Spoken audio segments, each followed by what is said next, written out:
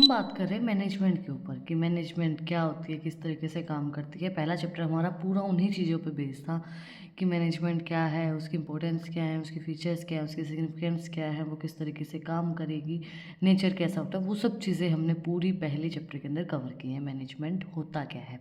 अब मैनेजमेंट जो है वो किन किन प्रिंसिपल्स के ऊपर बेस्ड होती है। प्रिंसिपल्स क्या होते हैं? सिद्धांत, कि भाई क्या क्या चीज़ें मैनेजमेंट में हमें फॉलो करनी चाहिए और क्या क्या चीज़ें हमें फॉलो नहीं करनी चाहिए। तो कुछ प्रिंसिपल्स दिए गए हैं जिनके थ्रू मैनेजमेंट काम करती है, जिनके अकॉर्डिंगली मैनेजमेंट काम करती है। तो वो चीज़ हम देखेंगे कि मैनेजमेंट किस चीज़ के ऊपर काम करती है। Principles of management covers a diverse range of concept and practices that aim to optimize resources encouraging and they provide manager with a systematic approach of decision making, problem solving and achieving result in a dynamic business environment। जो हमारा business environment है वो dynamic है, it means change होता रहता है। तो उस इन्वायरमेंट के अंदर चीज़ों को समझना, मैनेजमेंट के अकॉर्डिंगली डिसीजन लेना, वो सब चीज़ें हमें प्रिंसिपल ऑफ मैनेजमेंट शो करता है कि किस तरीके से हम अपने डिसीजन को ले सकते हैं, किस तरीके से हम प्रॉब्लम्स को सॉल्व कर सकते हैं with the help of these principles. क्योंकि ऑर्गेनाइजेशन के अंदर बहुत सी प्रॉब्लम्स हमें फेस करनी पड़ती हैं।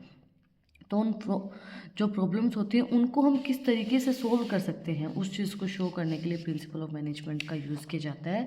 अब दो लोगों ने प्रिंसिपल्स दिए थे। पहला हमारा था F.W. टेलर, दूसरा था हेनरी फ्यूल।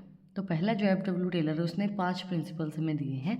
F.W. टेलर और फेडरिक विनलोज Taylor, also known as the father of scientific management, इसने साइंटिफिक जो चीज़ें होती हैं उसके अकॉर्डिंगली मैनेजमेंट को समझाया था कि भाई science is not a rule of thumb. इस तरीके से जो उसने साइंटिफिक रीजंस के अकॉर्डिंगली मैनेजमेंट को ही समझाया था।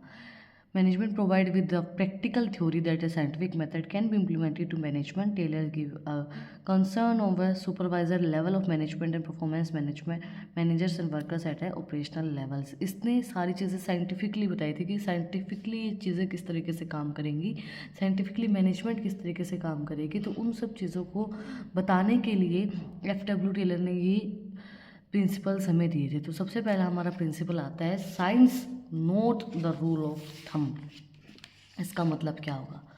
रूल ऑफ थम का मतलब क्या होता है कि एक, जैसे हमने बोल दिया कि ऐसा ही होगा, एक इंसान ने अगर बोल दिया ऐसा होगा, तो जो 10 लोग हैं, जो 20 लोग हैं, वो उसी चीज़ को मानेंगे, जिसको हम तानाशाही भी बोलते हैं कि मतलब एक के अकॉर्डिंगली ही चीज़ें चलेंगी। वो चाहे प्रैक्टिकली पॉसिबल है, नहीं है, प्रैक्टिकली वो चीज़ एग्जिस्ट करती नहीं करती, कुछ भी चीज़ है, बट वो चलेगी। वो होती है रूल ऑफ थम।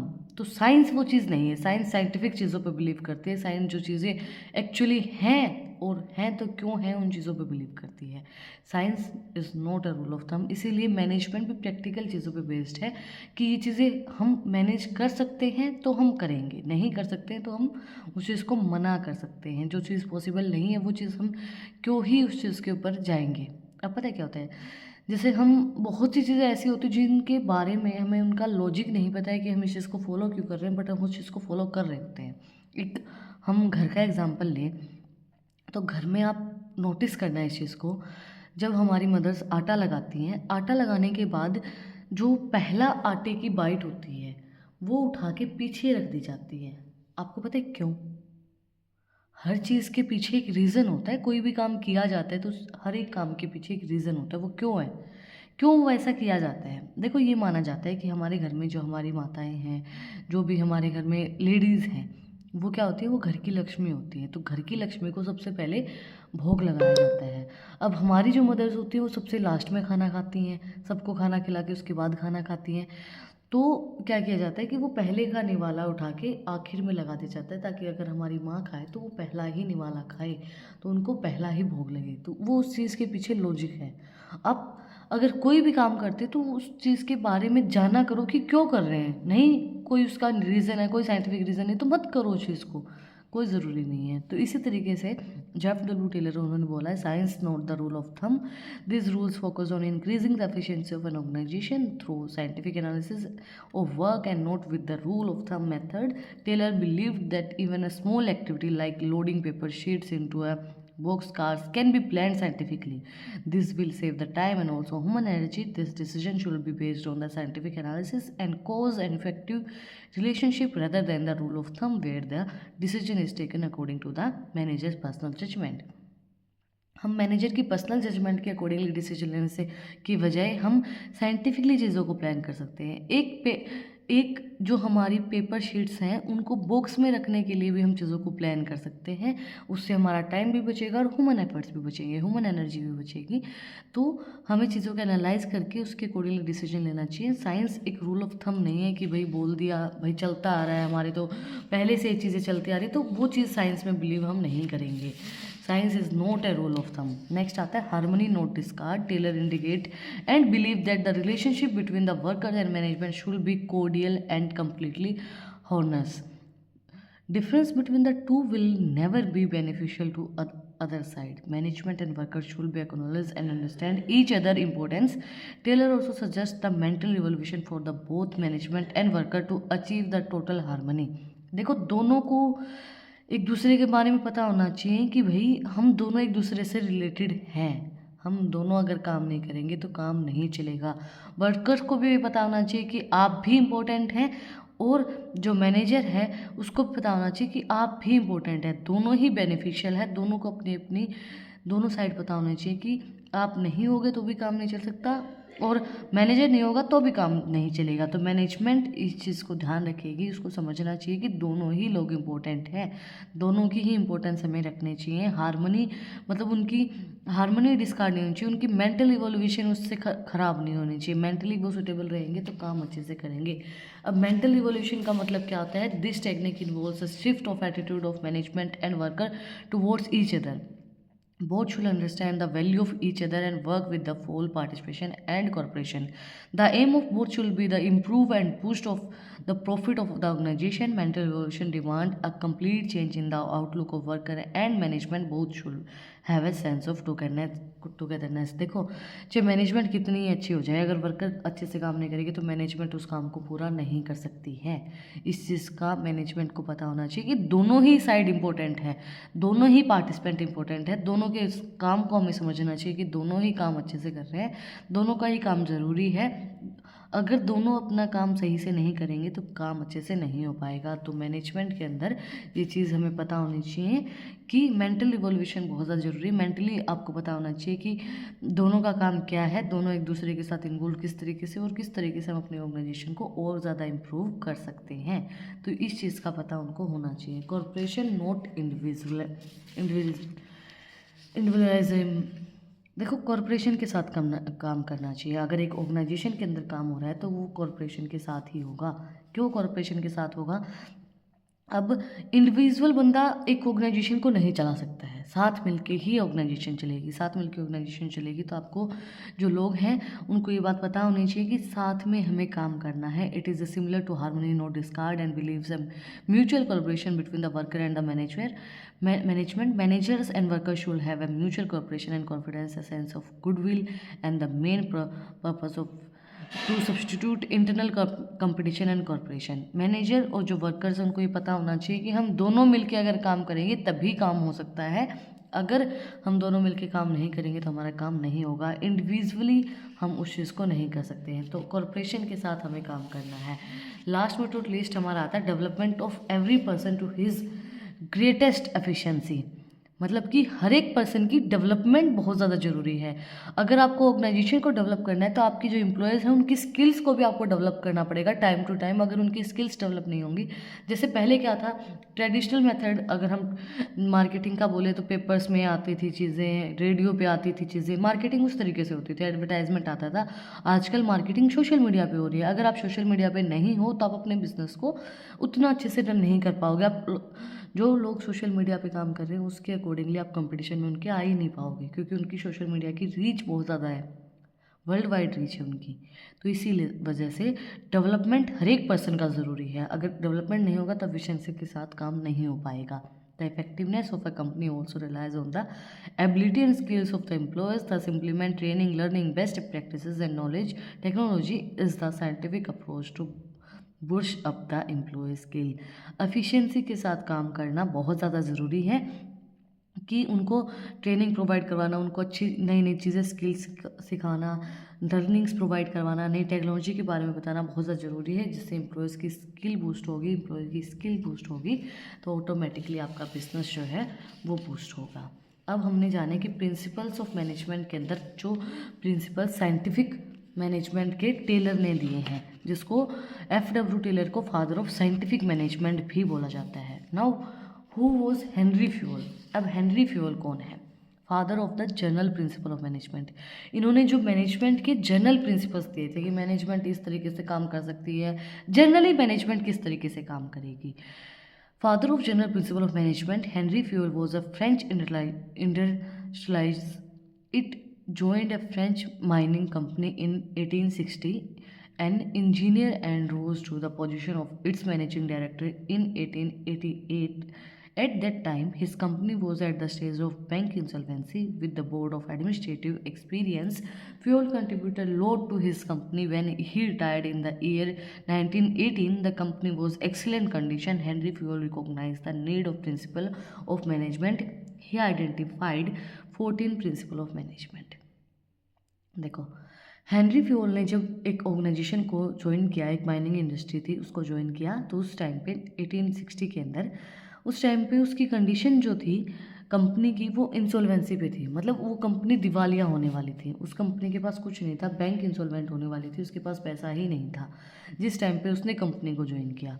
अब उसके बाद जब उसने 1918 के अंदर रिटायरमेंट लिया, रिटायरमेंट के टाइम पे उसकी कंपनी एक एक्सीलेंट कंडीशन पे थी, उसकी कंपनी बहुत अच्छी कंडीशन पे थी जब उसने रिटायरमेंट लिया। तो उसने उस टाइम पे 14 प्रिंसिपल्स को आइडेंटिफाई किया था। अब आप एक चीज़, हम ये 14 प्रिंसिपल्स को भूल जाते हैं। हमने जो पढ़ा हेनरी फ्यूल के बारे में हम ये भूल जाते हैं।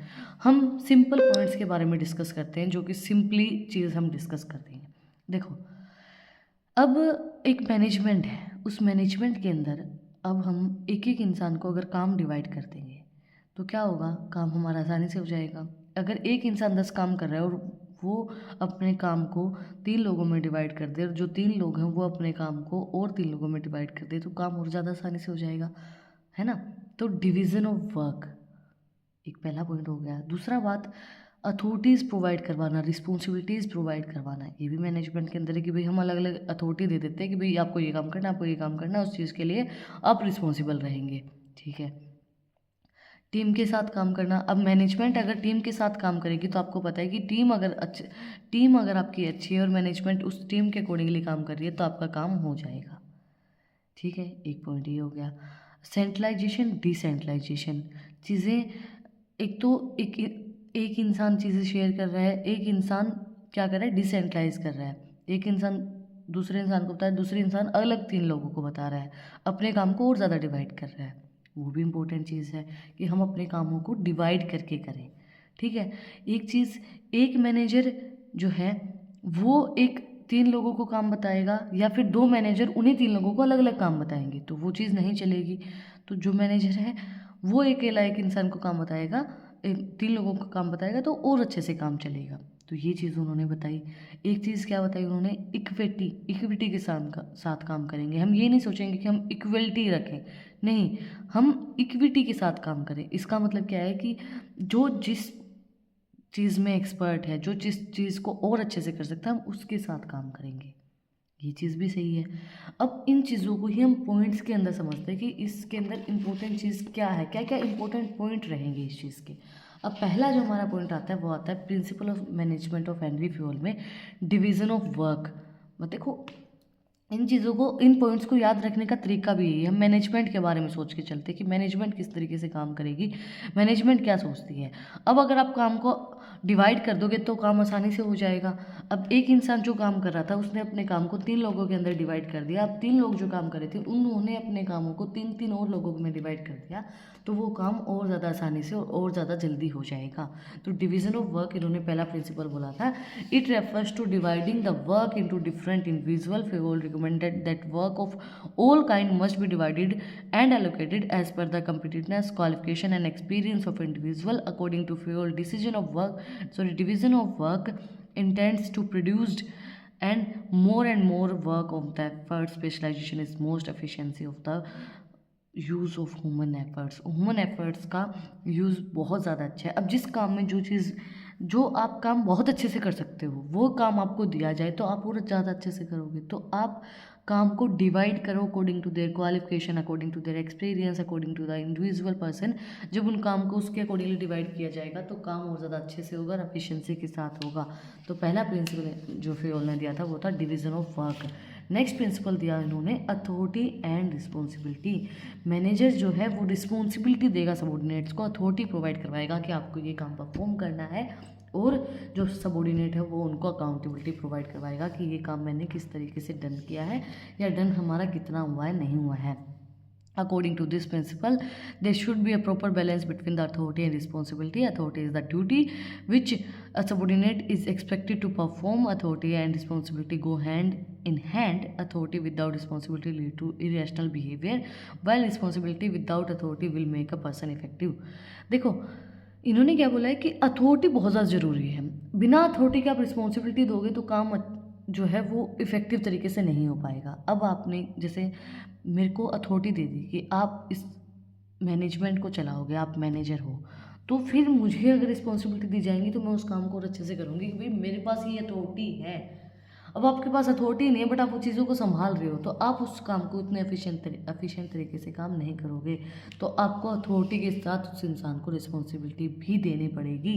According to Fayol, authority is the right to give a order and obtain obedience and responsibility in the quality of authorities are officially authorities, and which is authority to command, and personal authority which is authority to the individual manager. authorities जो है वो बहुत ज़्यादा ज़रूरी हैं, क्योंकि authorities जब आपके पास होंगी तभी आप किसी को रिस्पॉन्सिबिलिटी प्रोवाइड करवा सकते हो कि ये आपकी अथॉरिटी है और उस अथॉरिटी के अकॉर्डिंगली आपकी ये रिस्पॉन्सिबिलिटी है कि आपको ये काम करना पड़ेगा। तो अथॉरिटी एंड रिस्पॉन्सिबिलिटी। अब अगर आप कोई भी काम कर रहे हो, कोई भी काम है, उसके अंदर डिसिप्लिन के साथ अगर आप काम नहीं कर रहे हो तो वो काम अच्छे से नहीं हो पाएगा।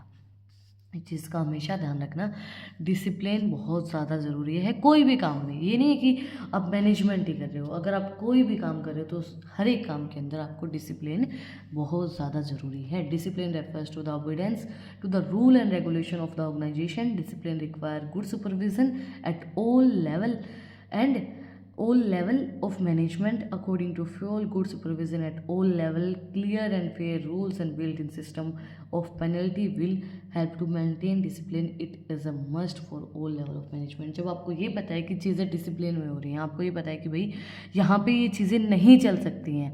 देखो होता है ना कि कई जगहों पे आप जाते हो तो आपको ये पता होता है कि हाँ यहाँ पे ये चीज़ नहीं चलेगी, तो आपको पता है कि अगर यहाँ पे किया जाएगा, जैसे दुबई हम बात करते हैं, दुबई शहर की, वहाँ पे 0 क्राइम रेट है। क्यों है? क्योंकि उनको पता है कि अगर छोटा सा भी क्राइम हुआ तो वहाँ हाथ काट दिए जाएंगे, पैर काट दिए जाएंगे, जेल हो जाएगी, है ना। तो अगर आपको ये पता है कि इस चीज़ के लिए पेनल्टी होगी तो आप उस काम को करोगे नहीं, चीज़ों को अच्छे तरीके से मेंटेन करोगे, और उससे क्या होगा, आपका जो काम है वो और ज़्यादा अच्छे से होगा, आपकी ऑर्गेनाइजेशन रूल्स एंड रेगुलेशंस के साथ और ज़्यादा अच्छे से काम करेगी। तो penalty was very very needed. अब हम बात करते हैं यूनिटी ऑफ कमांड। अब एक इंसान आपको कमांड देगा, जैसे मैं आपको गाइडलाइन प्रोवाइड करवा रही हूँ, ठीक है, आप मुझसे समझ रहे हो, आपने मुझसे सारे पॉइंट समझ लिए, आपने दूसरे टीचर की जो है वीडियो देखी और दूसरे टीचर ने आपको कुछ अलग पॉइंट्स बताए या एक्सप्लेनेशन अलग दी, और तीसरे टीचर की एक्सप्लेनेशन देखी, उसने आपको कुछ अलग एक्सप्लेनेशन दी, कुछ अलग पॉइंट्स बताए, तो क्या होगा, आप कंफ्यूज होगे, आप जो है वो कमांड को फॉलो ही नहीं कर पाओगे, आपके जो दिमाग में बहुत से पॉइंट घूम रहे होंगे, एक इंसान की बात आपको समझ में आएगी नहीं। आप अगर मेरी वीडियो देख रहे हो तो मेरी ही वीडियो देखो, दूसरे टीचर की वीडियो मैं ये नहीं कहूँ देखो ही मत, नहीं देखो ही मत, ये बात सच है। अगर आप किसी और टीचर की वीडियो देख रहे हो तो उसी टीचर की वीडियो देखो ताकि आपको चीज़ें समझ में आए। आप अगर 10 चीज़ें देखोगे तो आप कन्फ्यूज़ होगे, क्योंकि आपका दिमाग कन्फ्यूज़ हो जाएगा, आपको ज़्यादा बातें पता ही नहीं होनी चाहिए। अगर एक इंसान की चीज़ देख रहे हो तो एक इंसान की देखो। अब यूनिटी ऑफ कमांड का मतलब ये होता है कि एक इंसान कमांड देगा 3 लोगों को तो वो कमांड फुलफिल हो पाएगी। अब 2 इंसान 3 लोगों को सॉरी अलग अलग कमांड दे रहे हैं, तो वो उस कमांड को पूरा कर ही नहीं पाएंगे। According to this principle, each subordinate should receive order and accountability to only the supervisor.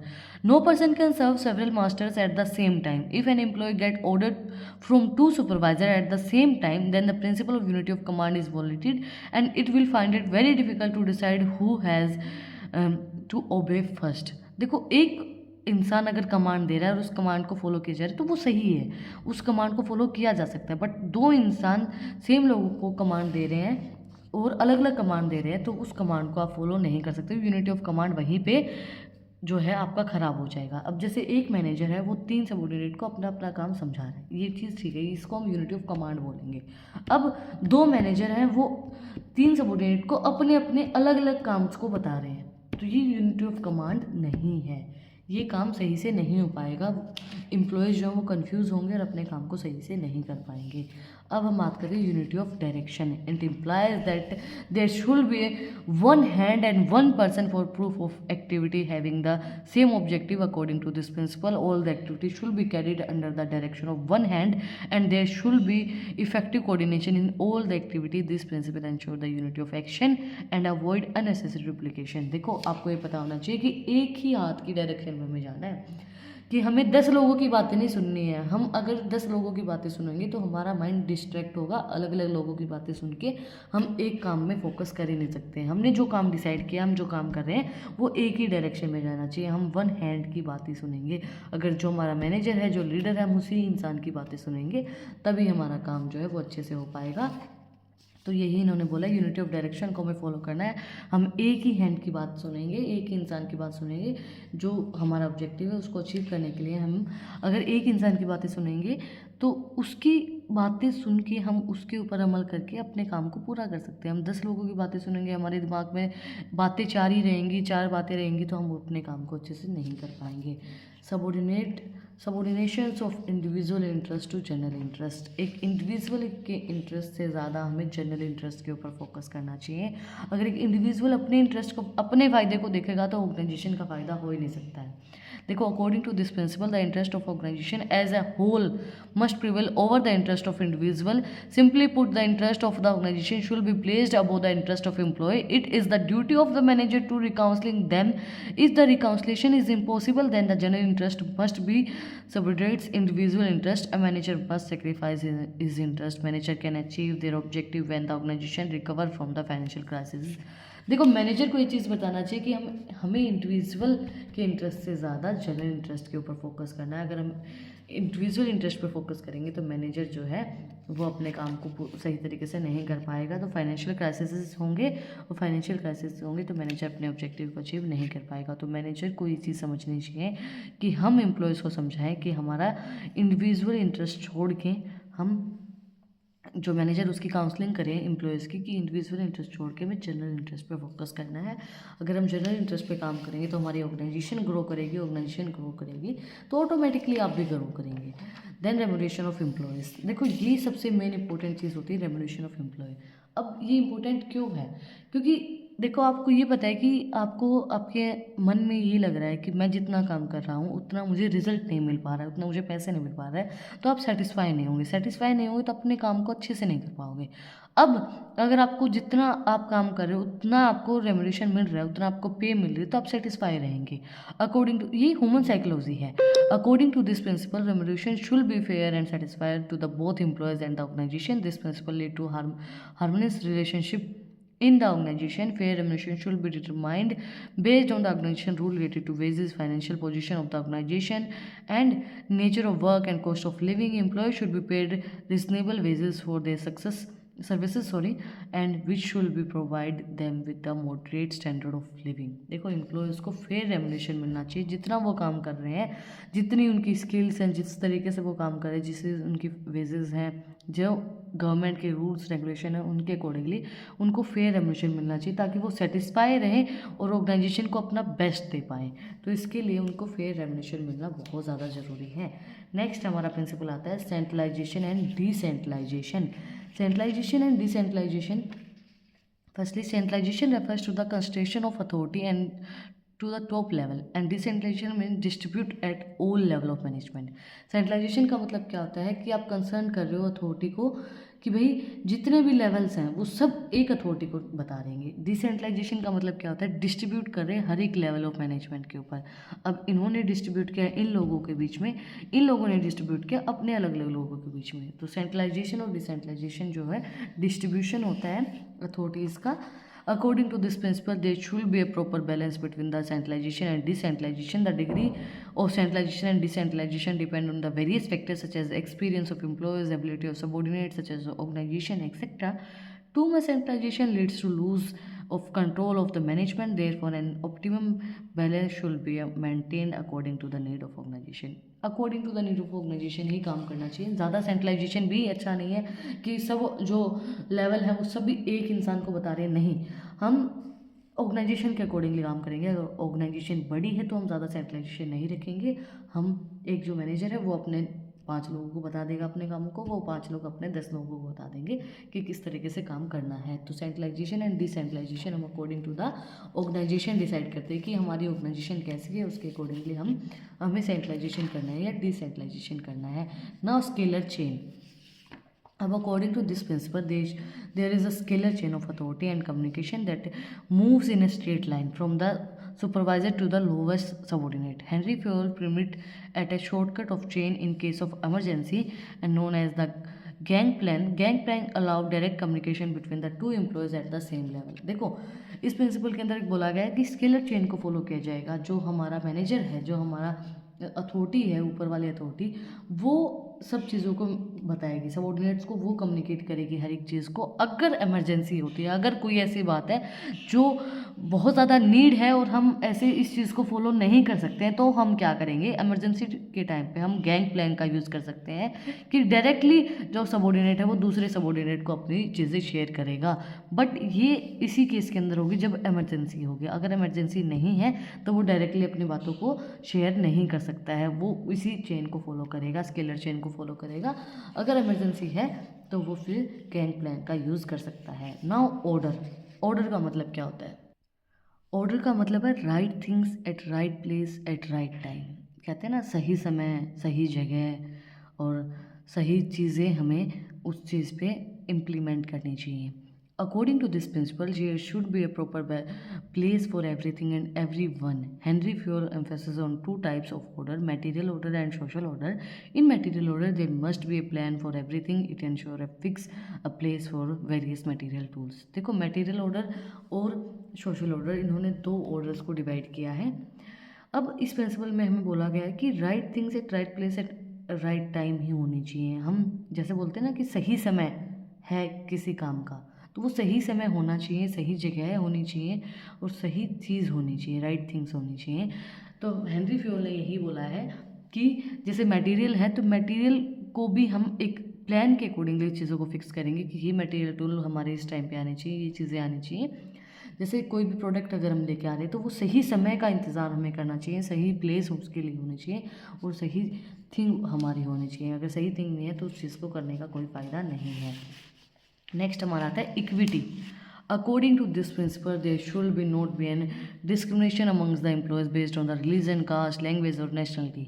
Equity ensure coordination relationship between supervisor and subordinate. It leads to the smooth and successful working of the enterprise. It improves satisfaction and motivates the employee, creating relationship with manager and employees. देखो, equity and equality दोनों ही चीज़ों को मैं आपको समझाती हूँ. Equity and equality होती क्या है.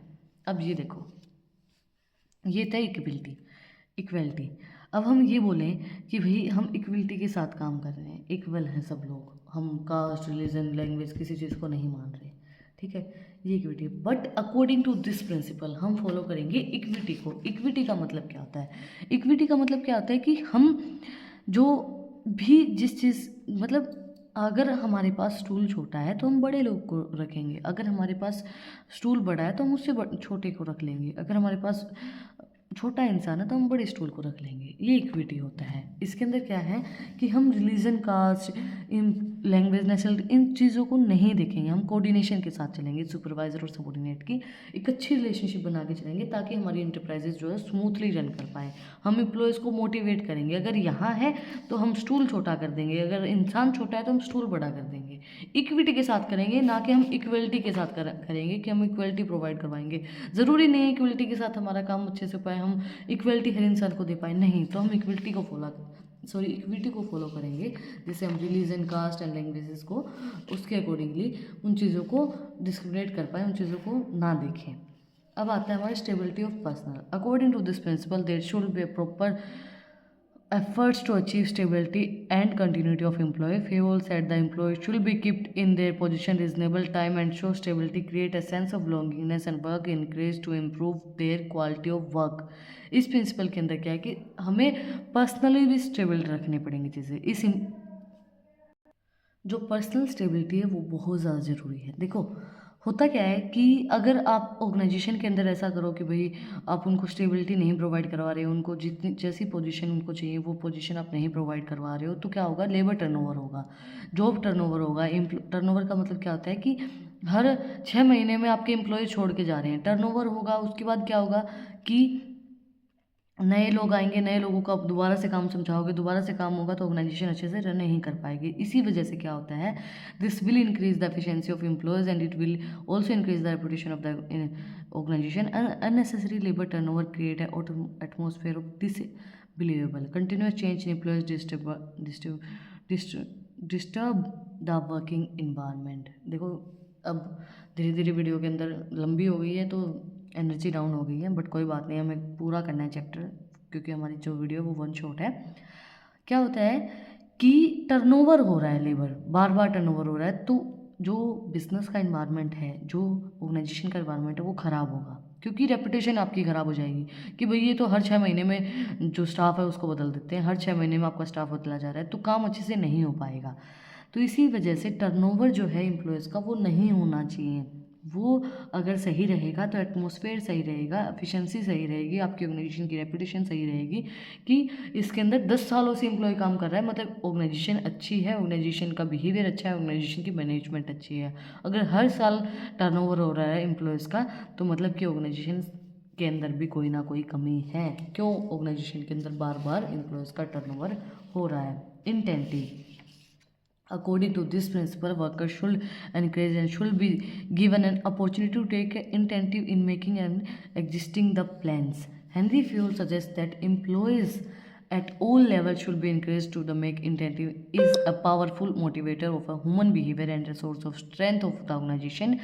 This increases the mental growth and feeling of belongingness of in employees. It encourages the commitment of employees and towards the organization. Lack of incentive make a creative atmosphere in non corporation. देखो इंटेंटिव बहुत ज़्यादा ज़रूरी है। अब नए नए opportunities अगर आप उन चीज़ों को इंक्रीज़ नहीं करोगे, अपॉर्चुनिटीज़ बहुत ज़्यादा ज़रूरी है। नई नई मतलब अगर आप ये काम करोगे तो आपको प्रमोशन मिलेगा, तो उस चीज़ से क्या होता है, हमारी ह्यूमन साइकोलॉजी, ह्यूमन बिहेवियर उस चीज़ के ऊपर काम करता है कि भाई हमें अगर हम ये काम को पूरा करते तो हमें बोनस मिलेंगे, हमें शेयर मिलेगा, हमें इस चीज़ के ऊपर फ़ायदा होगा। तो उस चीज़ से क्या होगा, आप मोटिवेटेड रहेंगे, मोटिवेटेड रहेंगे तो एम्प्लॉय और ज़्यादा अच्छे से काम करेगा, जिससे एम्प्लॉयज़ की जो है ग्रोथ वो तो होगी ही होगी, ऑर्गेनाइजेशन की ग्रोथ भी होगी। लास्ट बट नॉट लीस्ट हमारा जो प्रिंसिपल आता है वो आता है एक्सपर्टी डी कोप।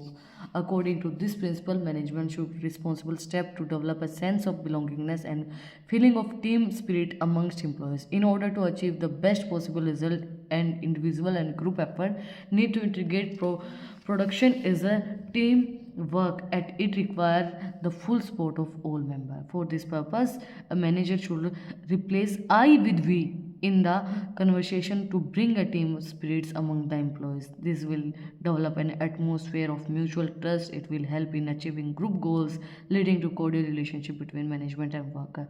एक्सपर्टी डी कोप का हम यूज़ करेंगे। इट मीन्स क्या है कि हम इंडिविजुअली काम नहीं करेंगे, हम ये कहेंगे कि हम साथ मिल के काम कर रहे हैं, हम सब मिल के काम करेंगे, हम काम करेंगे, ना कि मैं काम करूँगा। तो मैनेजर जो है वो आई से वी को तक उस चीज़ को रिप्लेस करेगा कि मैं, होता है ना कि अगर आप एक इंसान के मुंह से मैं सुनोगे कि मैं ये कर सकता हूँ, मैं हूँ, तो आपको वो चीज़ अच्छी नहीं लगेगी। और आप एक इंसान के मुंह से सुनोगे हम सारे मिलके ये काम को करते हैं, तो हम जो चीज़ आती है ना वो एक अच्छी रिलेशनशिप को बनाती है, जिससे म्यूचुअल ट्रस्ट डेवलप होता है। म्यूचुअल ट्रस्ट डेवलप होगा तो अपने ऑर्गेनाइजेशन के गोल को अच्छे से अचीव कर पाओगे, क्योंकि ग्रुप को, जैसे ऑर्गेनाइजेशन है तो एक ग्रुप है, उस ग्रुप को अचीव करने के आपको ग्रुप पूरा आपका साथ चाहिए, एक अच्छी रिलेशनशिप चाहिए। तो आप आई के साथ नहीं चल सकते हो, आप मैं के साथ नहीं चल सकते हो, आप हम के साथ चलोगे कि हम अपने काम को अच्छे से करेंगे, हम सारे मिलके काम करेंगे। मैं ये काम कर दूंगा तो मैं के साथ जो है वो काम अच्छे से नहीं हो पाएगा, इंडिविजुअल नहीं होना चाहिए। ग्रुप एफर्ट्स हमारे ज़रूरी है एक ऑर्गेनाइजेशन को चलाने के लिए। सो आज हमने प्रिंसिपल ऑफ मैनेजमेंट को पूरा समझा है, प्रिंसिपल ऑफ मैनेजमेंट क्या है क्या नहीं है, जो हेनरी फ्योल ने हमारे प्रिंसिपल ऑफ मैनेजमेंट दिए हैं, जो हमारे जनरल प्रिंसिपल ऑफ मैनेजमेंट हमारे दिए हैं, एंड जो प्रिंसिपल ऑफ साइंटिफिक मैनेजमेंट दिए हैं फ्योल F.W. टेलर ने जो हमारे दिए हैं। देखो F.W. टेलर ने हमें बताया है साइंटिफिकली कि साइंस एक note rule of thumb, harmony, not discard, mental evolution, team के साथ काम करना, वो सब चीज़ें। अब इन पॉइंट्स को हम किस तरीके से याद रख सकते हैं। प्रिंसिपल ऑफ मैनेजमेंट की अगर हम बात करें, जो जनरल प्रिंसिपल हमें दिए गए, तो जनरल हमें बातें दी गई हैं कि भाई हमें काम को डिवाइड करना है, अथॉरिटीज़ देनी है, रिस्पॉन्सिबिलिटीज़ देनी है, कोऑर्डिनेशन के साथ काम करना है और डिसिप्लिन के साथ काम करना है। दूसरी चीज़ क्या है, ऑर्डर को फॉलो करना है, टीम के साथ काम करना है ना, इक्विटी के साथ काम करना है, हमें इक्वलिटी के साथ काम नहीं करना है, सेंट्रलाइजेशन करना है, डिसेंट्रलाइजेशन करना है, किस तरीके से काम करना है। तो सब चीज़ें कॉमन हैं, ये चीज़ें हमें पता है, बस हमें पॉइंट्स के अंदर नहीं पता थी। बाकी हमें पता है ना कि मैनेजमेंट किस तरीके से काम कर सकती है, तो वही प्रिंसिपल्स के अंदर चीज़ें दी गई हैं। प्रिंसिपल सुन के नाम को डरा मत करो कि प्रिंसिपल है, नहीं, वही पॉइंट्स हैं। उन पॉइंट्स को आपको सिर्फ कॉमन से पॉइंट है, उनको आपको एक्सप्लेन करना है। वीडियो बहुत बड़ी हुई है, वीडियो अच्छी लगी है तो चैनल को सब्सक्राइब कर देना। वीडियो को जो भी नीडेड है, जिनको भी वीडियो की नीड है, उनको वीडियो को शेयर करना, अपने फ्रेंड्स फैमिली जिनको भी नीड है।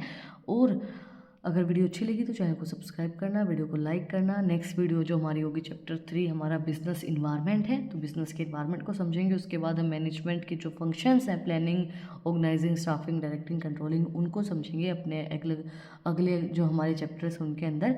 और अगर आपको इन टॉपिक्स की PDF चाहिए तो टेलीग्राम चैनल का लिंक भी डिस्क्रिप्शन में है, वहाँ पर जाकर मुझे फॉलो कर सकते हैं। और अगर आपको इंटरेस्टिंग रील देखनी है एजुकेशन से रिलेटेड ही, एजुकेशनल चैनल ही है हमारा, कॉमर्स मैडम नाम से ही। इंस्टाग्राम का लिंक भी डिस्क्रिप्शन में है, वहाँ पर जाकर आप मुझे फॉलो कर सकते हैं। फिर मिलते हैं वीडियो के साथ, ये टॉपिक के साथ। Like share subscribe. Thank you for watching my video. Enjoy your life and Shri Radhe Radhe.